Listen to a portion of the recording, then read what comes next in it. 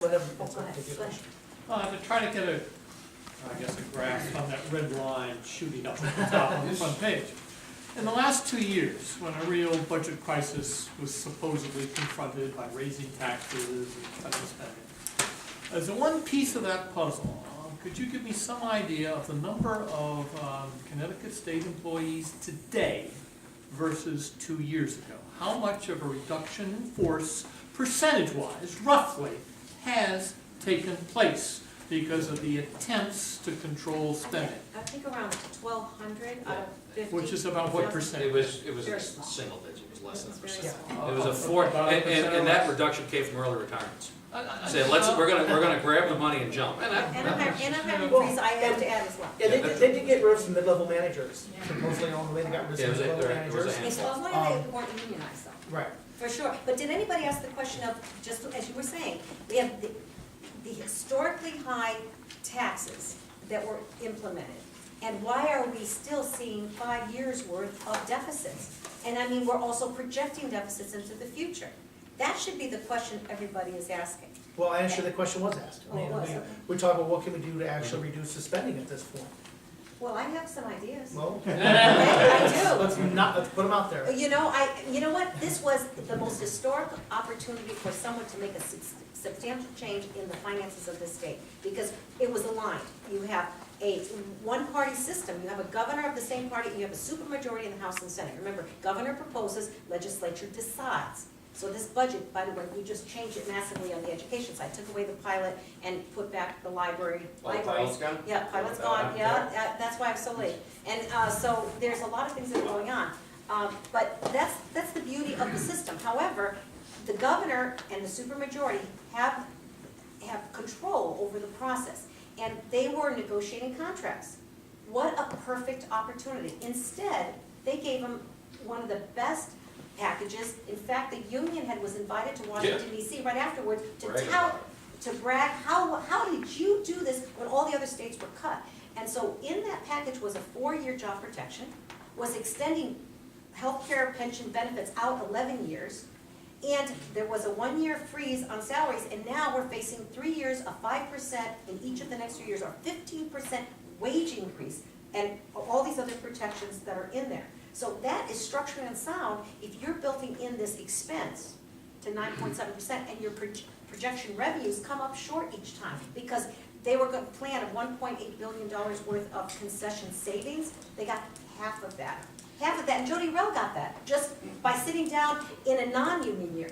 We got a question burning in the back there. Yeah, no, you mentioned about privatization of the social services, because that's 22% of the state spending. But how realistic is that with the with the fact that the unions are so powerful, and sort of, what sort of concrete movement is there towards addressing that? Because, there is a huge savings in the private nonprofit sector That the first place that starts, again, I said before, is at the ballot box. That's simple. You need people willing to say, this is what we want to do. And right now, not bad. Some folks may say it's the right thing, some folks say it's the wrong thing. Right now, the will of the majority is that's not the right thing to do. So right now, that's not gonna happen. I think one thing going in our favor though, as I mentioned Sharkey before, yeah, our former Speaker of the House worked for SEIU. He was a union guy himself. And I think right now, the sentiment that I hear in the legislature, the bipartisanship, I think we have a real opportunity right now. Because remember, we have a governor now that's going to be facing election in 2014.